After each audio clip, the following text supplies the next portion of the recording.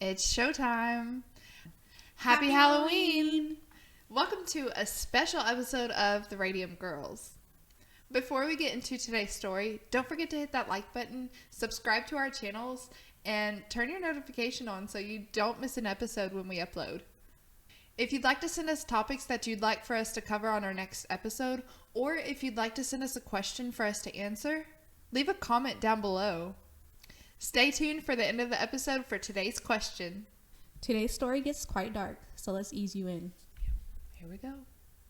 David Parker Ray, also known as the Toy Box Killer, was an American kidnapper, torturer, rapist, and suspected serial killer. Though no bodies were found, he was accused by his accomplices of killing several women and suspected by the police to have murdered as many as 60 women from Arizona and New Mexico while living in Elephant Butte, New Mexico. That's a lot of women. Yeah. Ray was born on November 6, 1939 in Belen, New Mexico. He lived with his grandparents and his younger sister Peggy until his grandmother passed away, and then they were split up. Ray's alcoholic and violent father would randomly visit and bring magazines revolving around what we now refer to as BDSM. So growing up, David did not do well in school. He would be teased for being unusually shy around girls, and during his teen years, he got into drugs and alcohol. By the time he was an adult, he had served in the U.S. Army, became a mechanic, married 4 times, only for each one to end in divorce. He would have 2 daughters, one of which he lived with for a period of time. So it sounds like he had a really rough childhood. It is believed that David began his killing spree sometime during the mid-1950s, in his early 20s, which only came to light after one of his victims escaped. On March 19, 1999, 22-year-old Cynthia Vigil was looking for sex work when a man claiming to be an undercover cop told her she was under arrest for solicitation of sex work and put her in the backseat of his car. That's sad and scary for that time. Oh, yeah, claiming to be an undercover cop. Yeah, and what do? You just go with them. Yeah. What? How? Like, I mean. Yeah, because that's happened a lot to people. I think. Yeah, I mean, in the late 90s, early 2000s, times were still different than what it is now. That was 20 years ago. Yeah. God, that makes me feel old. I mean, how are you supposed to know if he's not, you know? Yeah, now you're just like, show me your badge, you know? Yeah. But back then... Yeah, they didn't... Oh, you're a cop? Okay. Right? Yeah. I was talking to this guy thinking it was a date. He handed me the money, and when I came up from putting it in my shoe, he put a handcuff on me and told me he was a cop, Vigil said. Ooh. Scary. Especially when you're in, like, sex work, you know? Yeah. And, like, you think you're getting paid, and then all of a sudden you're getting handcuffed. I mean, it still happens, but... Yeah, that'd be scary. Golly. So David would drive her to his nearby soundproof trailer he called his toy box, where his girlfriend Cindy Hindi was waiting. They drove Vigil 150 miles away back to Elephant Butte, where they would chain her up, torture her, and rape her. Ray's toy box contained a gynecologist-like table in the middle with a mirror mounted above on the ceiling so that his victims could actually watch the horrific things that they would do to them. All over the floor were whips, chains, pulleys, straps, clamps, leg spreader bars, surgical blades, and saws, as well as numerous sex toys. So you can see why he called it his toy box. Yeah. Pretty dark toy box, if you ask me. There were cruel homemade instruments and devices used to restrain his victims, like dildos with spikes and syringes all over it. Ouch. Yeah. I don't mean to laugh because it's so, like, that's horrible. Yeah. How do you even come up with this stuff? For real. Like, what goes through your mind to think that? Oh my God. I don't want to find out. No. There was also a video camera that was placed on the corner to record these sessions, and everywhere you turn there were drawings of his twisted fantasies portraying what he wanted to do to the women. He had books on female anatomy and a box that he would lock his victims' heads in. On the wall, a white sign in bold red lettering read Satan's Den.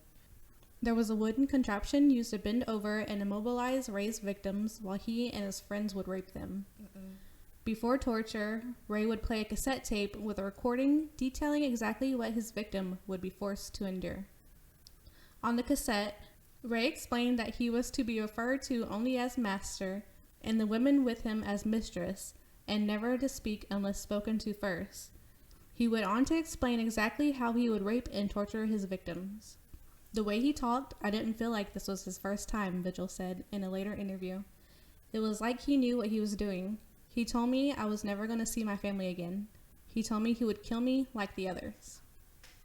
That is so terrifying. I just can't imagine, like, that cassette that he has to play. Yeah. Mm-mm. Hello there, bitch. Oh, God. It's not funny, but man, I'd be like, what? I feel so bad for all his victims that don't have a name because you know they're not identified or not confirmed that they were really his victims, and so glad that she was able to escape and yeah. You know, That was horrible. God. And he had friends? No. Mm-mm. That would do this stuff? No. Yeah, his girlfriend, Cindy Hindi. Yeah. Like, mistress. No. Mm-mm. Mm-mm. Excuse me? After 3 days of torture, Cynthia Vigil was able to escape. While Ray was at work, Hindi accidentally left the keys to her restraints on a table near where she was chained while she left the room. Hindi actually struck Vigil over her head with a lamp in an attempt to knock her out, but Vigil managed to unlock her chains, stab Hindi in the neck with an ice pick from the floor, and run away, wearing only an iron slave collar and padlock chains. Ugh. Good for her, though. I know, like, yes. You grab what you can, you swing. Imagine being stabbed with an ice pick. Mm. Crazy. So she was able to make it to a mobile home where they let her in, gave her a robe, and the owner of the house called 911. So Ray and Hindi were arrested on the spot. Thank goodness. Like, yes. Thank goodness she got away. that's crazy. Imagine like how many more victims he may have had, or Yeah. they may have had because Cindy was helping him. Yeah. Like, After arresting Ray, the police gained a warrant to search his home and trailer, and what they found shocked and disturbed them. I could imagine. Ooh, yeah. In the trailer, the police also discovered a videotape from 1996 showing a terrified woman being raped and tortured by Ray and his girlfriend. 1996, and you get caught when? 99 is when this happened. Dang. Mm-hmm. Considering the disturbing circumstances of his crime, another woman came forward with a similar story. Angelica Montano was an acquaintance of Ray's who, after visiting his house to borrow cake mix... Borrow cake mix. Remind me never to borrow cake mix. Bring me some. Because I love how you went like that. You were like... I'll hold that. How do you borrow cake mix? No. Okay. So after she visited his house, she had been drugged, raped, and tortured by Ray before being left by a highway out in the desert. There, she was found by police, but there had been no follow-up on her case. The police like didn't follow up on her, like being drugged, raped, tortured, didn't even go to his house or anything. Mm-mm. What the heck? Like, you're going to find a woman out in the desert, but not follow up with what happened to her? What the hell? Like, come on. What are you doing over there? Yeah, it took them 3 years for Cynthia Vigil to get out, who was a sex worker at that, which, you know, at the time people, you know, sex work is frowned upon. So here's this lady just trying to get some cake mix and this other lady trying to get some money, you know? Dang. That's horrible. 3 years, and then they finally found... And it was his acquaintance. That's like pretty much a friend, you know? Yeah, that's horrible. Someone you would trust. Mm-hmm. Wow. And borrow cake mix from. Right? Ray would often use drugs on his victims that would cause memory loss and amnesia, so they could not properly remember what had happened to them. That's so sad. Mm-hmm. With this stronger case, with 2 victims testifying to the crimes, the police were able to press Hindi, who quickly folded and began telling what she knew of the murders. Good. You need to speak up. Mm-hmm. I mean, you're just as guilty, but come on now. Yeah. Her testimony would lead to the police to discover that Ray had been helped in the abductions and murders by his daughter, Glenda Jessie Ray, and friend, Dennis Roy Yancey. Your daughter. Your daughter. Is over there helping you. And you would have never known unless Cindy said something. Yeah. Like, you never would have known. You know he's not going to turn his daughter in. Yeah. And you know she ain't gonna say nothing. Exactly. Wow. Yancey admitted to participating in the murder of Marie Parker, a woman who was abducted drugged, and tortured for days by Ray and his daughter before Yancey strangled her to death in 1997. So just 2 years before Cynthia Vigil got out. That's nasty. That is so bad. This is disturbing. Very much so. Yeah.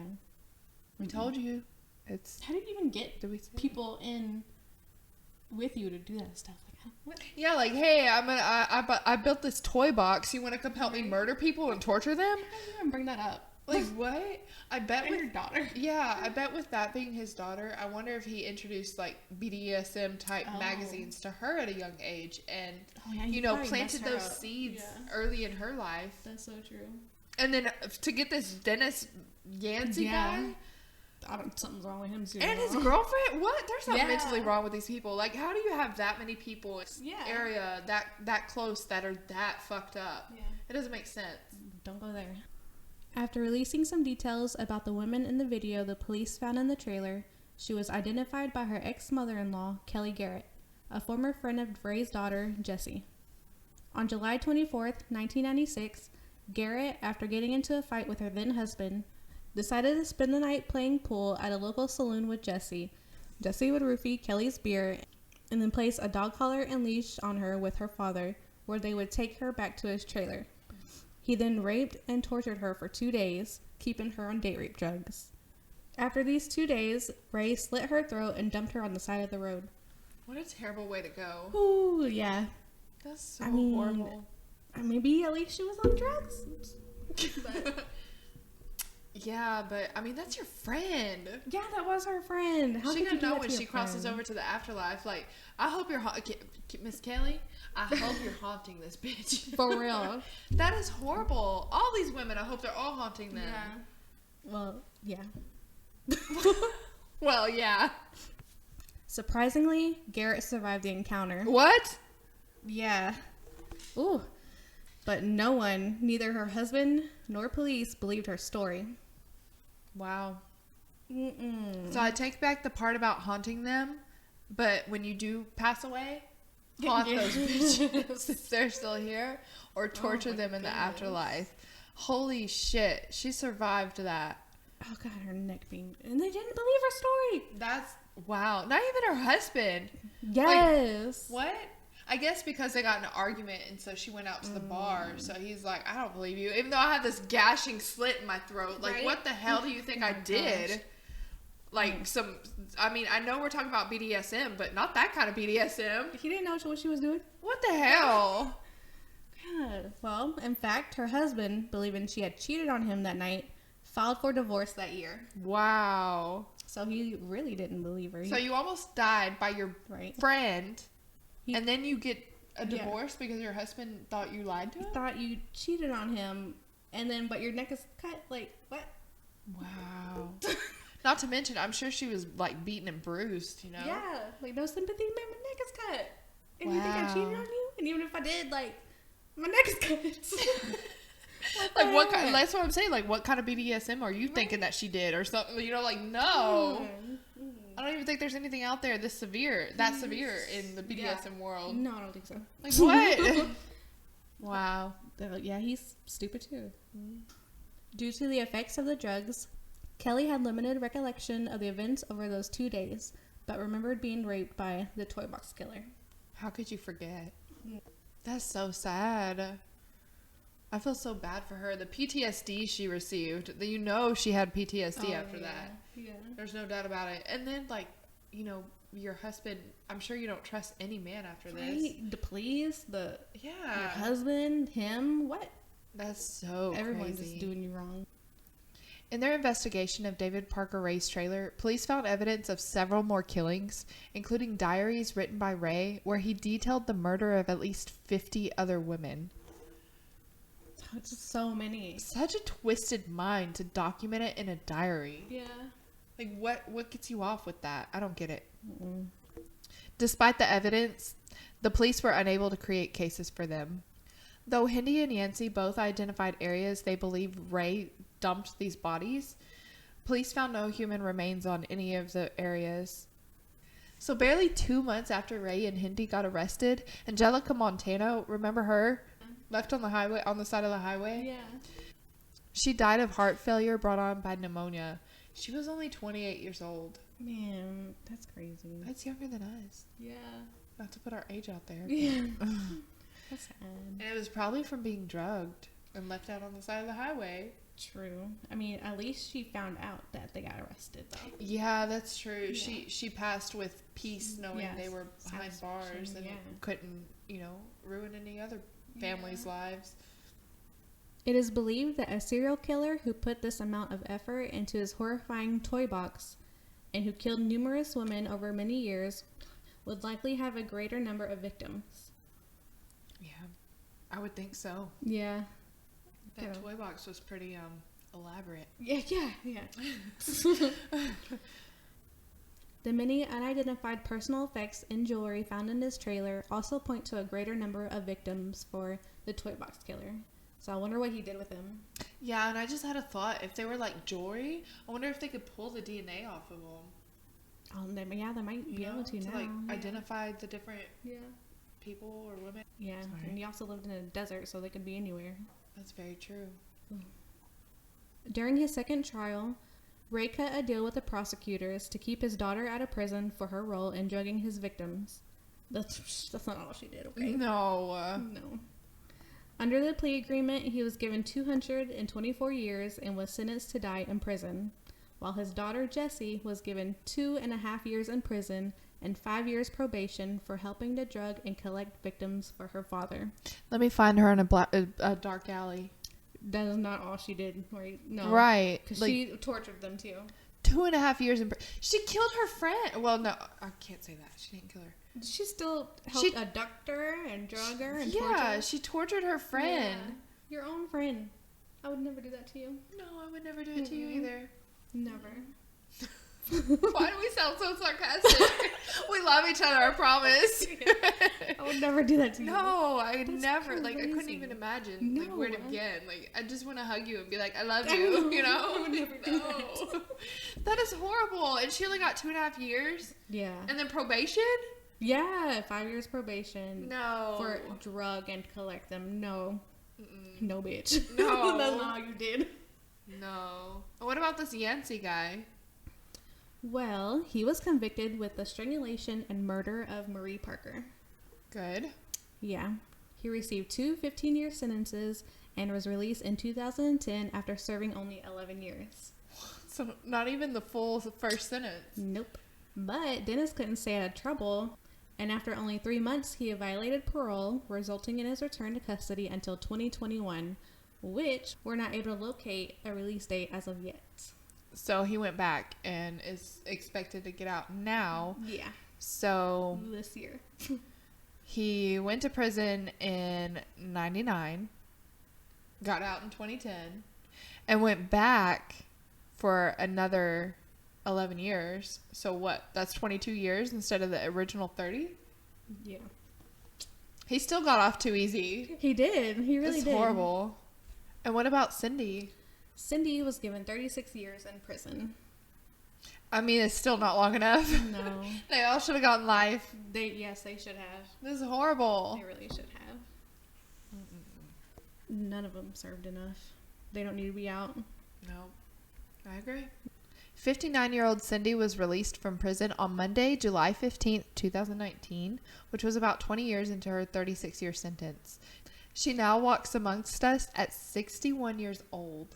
I'm sorry, I don't mean to laugh, but this Yancey guy served, he was sentenced for 30 years, and he served 22, unless they've extended it from, we don't know that. Yeah. And she only served 20, and she was, like, more a part of it than he was. I guess it's because she, like, came clean and, like, told them everything. But you should have came clean in the first place when you found out that your boyfriend was murdering women. Right. Like, you don't deserve this. Don't go along with that. Girl, you deserve to get stabbed in the neck. So. Don't come find us. She was 61 in 2019? No. She's 61 now. Oh. Yeah. She's 61 now. I got this. Yeah. On May 28th, 2002, Ray was transported to the Lee County Correctional Facility in Hobbs, New Mexico, to be questioned by state police. He died of a heart attack before the scheduled interrogation took place at the age of 62. He got off too easy. God. It's not funny. That's crazy. Yeah. With him dead, the case became a dead end. No bodies were found, no possible victims were identified, and no old suspicious deaths related to Ray were ever officially linked to him.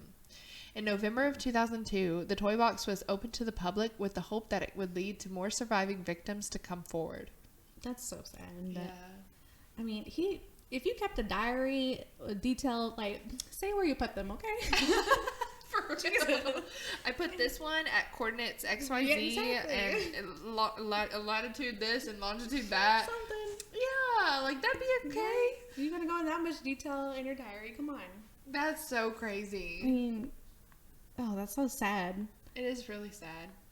It's just like, it's heartbreaking the number of victims that, like I said earlier, don't have a name to them. Yeah. And don't have like a final resting place. They're just out there, probably never to be found. Yeah. Unless they come up with some sort of technology that can just, I don't know. And they found suspicious deaths. Mm-hmm. Yeah. It's crazy. I really hope, like, if there's any law enforcement watching this video, go tell them to get that jewelry and do DNA testing and, like, put it out there because, everybody's using the 23andMe and all those other ancestry stuff. I'm sure there's going to be, like, a maybe even daughters or aunts, sisters, nephews, something like that they could try to link to, like, yeah, this person went missing in around 1990, whatever, 4, 5, 6, 7, all the way up to 99, whatever it was. So they could, like, track them that way. Yeah, so I agree. If you're listening and you're a cop, put that bug in the cold case file. I swear. And then they opened it to the public. Mm-hmm. I would not want to go in there. I know. If I was a surviving victim, hell no. I would just be like, yep. I was one of those. I'm not going to go back. I can't live through that. But you do have the other hand where it's like, well, what if they do have PTSD or those drugs, like, had their memories so messed up, and going there would be the only trigger for them. Yeah. I would hate to have that, like, I don't know. Yeah, that's hard. In October of 2011, the FBI performed a search of McRae Canyon near Elephant Butte Lake, looking for potential victims, but found none. To this day, there has been no evidence confirming Ray murdered these victims. How you feel about that? Well, that's so crazy. Like, at least he was convicted of, Cynthia Vigil, and Angelica came forward. Yeah. But, man. He got away. He did. I mean, he got out too easy by just dying of a heart attack, and then all of his accomplices. So sad. It is such a sad story. Such a very dark story. Yeah, it's very dark. That's why we say this one for Halloween. Yes. Happy Halloween, everybody. That was the story of the toy box killer. And if you're listening to this on a day that is not Halloween, sorry. We warned you, though. Yes, we warned you. Yes. It's pretty dark. But, I mean, we'll have plenty of stories that are dark on our channel. I mean, I think it's great to raise awareness because somebody's family that's from, anywhere from Arizona to New Mexico, if you had a family member who's a woman that went missing in that time, it could be a very good possibility that this dumbass murdered them, sadly. Yeah, we'll never know. Yep. That's crazy. Very crazy. Maybe one day we'll find out more. Yeah. But we have a question from our listener. We do. Yeah. Yeah, so what's your biggest phobia? She shudders just thinking about it. My biggest phobia, I would probably say, like, no, I don't know. Maybe, like, really deep water, like dark water and stuff like that. That's terrifying. Or, like, a fear of drowning and stuff, or not being able to breathe. That's a pretty big phobia. Probably like not being able to breathe somehow, whether it's like suffocating water anyway. I don't know. But you want to know what's crazy? What? That's mine too. Like suffocating. I was going to say Yes. suffocating. Just not being able to breathe. Yes. Drowning, suffocating, don't matter. Just Yeah. not being able to breathe. Yeah. It's terrifying. Mhm. Yeah, it really is. Like, I was thinking, the whole time you said that, I was just like, You're like, dang. yeah, we're more alike than I thought. But, like, to this day, I can't have anybody, like, touch my nose. Really? Yeah, I'm terrified, like, that you're going to suffocate me. Like, if you come near my nose, I'm like, I'll swat your hand or something. And I'm like, I can barely hold my nose. Like, myself, if I just know I can't do it. Nobody can get your nose? No. No? Nobody can get my nose. I mean, I used to when I was a kid, but I don't know what it was. I guess just growing up and just thinking more about that kind of stuff. Yeah. What irrational fear do you have? Your biggest irrational fear? Because that's a rational fear. Yeah. That's a pretty good thing to be scared of. Well, I don't know about now, but I know, like, when I was young, I had a lot of irrational fears. The other day when I was editing not Emily Rose. Was it Emily Rose? No, I was editing Annabelle. Okay. I kept hearing noises. Oh, gosh. I was like, this doll is here. And I felt this big, like a thump, like, against my table, like the back of the table that's against the wall. And, like, I felt it in my hands. And I was vibration. but nothing fell or anything. And I was like, what was that? It's Annabelle. But, so, irrational fear of, like, that. And, like, when I was younger, like, Chucky. And then, like, the movie Tremors. I was scared to go outside. Really? Yes, I was like, oh, no, they're coming. Oh, my God, I love that movie. What do you have? Well, I have two very, very irrational And these are now? fears. Oh, yeah. Okay. Absolutely now. I'm terrified of porcelain dolls. Yeah. Like, I can do dolls, like Barbie dolls and Annabelle, like Raggedy Ann dolls. Yeah. But if they're porcelain, Yeah, I don't No. like porcelain dolls. They're scary. no, they're terrifying. And my grandmother, oh my God, I love her so much. But she has this, like, a big, tall, I don't know, I guess like a china cabinet thing, where she has porcelain dolls in there. Nope. They're so beautiful. They are so beautiful. And, yeah, walking by that as a kid, like, I'm, like, staring at all the dolls, like, you're not about to come out at me, are you? I want to see it happen if you do. Like, You're running no. past it. It's so scary, but they're such beautiful dolls. And then, my other one is, this is going to be very ironic, but I'm terrified of needles. Yeah. I have a lot of tattoos. Right. But That's me too. I just, no, I can do tattoo I needles. can't look. They don't go very deep in your skin. Yeah. But if you're getting your blood drawn Yeah, or you're they- getting like yeah. a shot for some reason, It hurts. nope. They don't feel good. Nope. Why would I want that? Nope. When I was a kid, it took like 6 nurses to hold Girl, me down to get my same. flu shot. I think I was like in middle school when that happened. I remember being held down and getting one in the butt. Oh yeah, yes. Oh my God. Just like over there screaming and crying. Oh yeah, kicking your legs, trying to kick them off of you. Yes, same. We're Trouble like, kids. we might as well be twins. I mean, come on, this is crazy.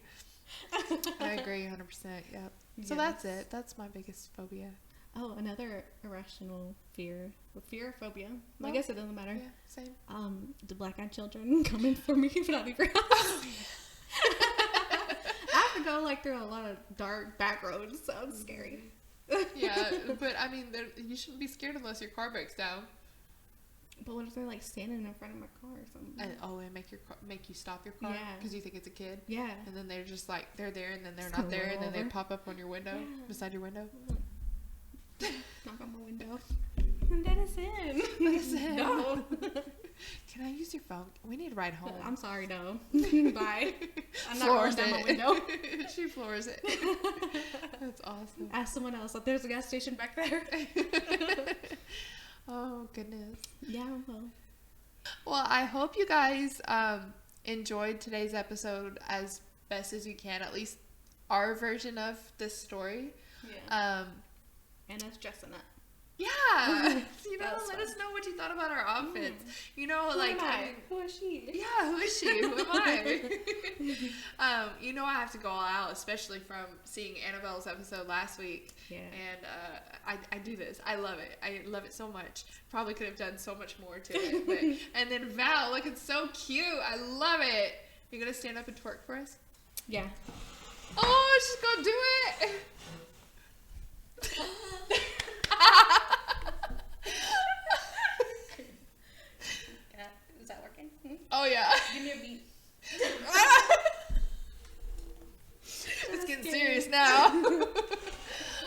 my God, I love it so much. Please, if you enjoyed that content, give us a thumbs up, subscribe to our channel, comment down below, and let us know what your biggest phobia is.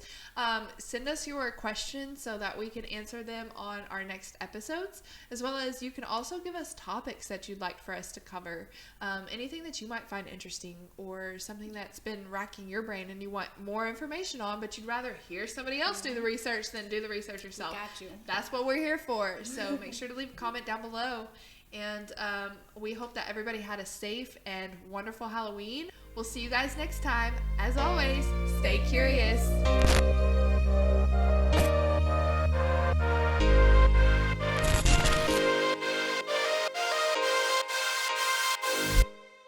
I'm still looking. Pop that back. Oh my wait, no. Cut scene. Cut. I gotta watch that ending. Oh my God. Okay, that was so stupid.